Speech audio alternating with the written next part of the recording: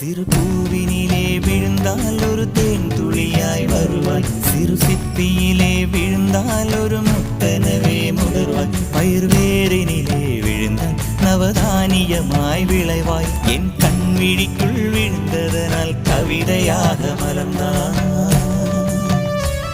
அந்த இயற்கை என்னை படைத்த ஒரு பெரிய ஷவர் இது, அட இந்த வயது கழிந்த பிறகெங்கு நனைவது, இவள் கண்ணி என்பது இந்த மழை கண்டறிந்து சொல்லியது. சக்கரவாகமோ மழையை அருந்துமா, நான் சக்கரவாக பறவையாவேனோ.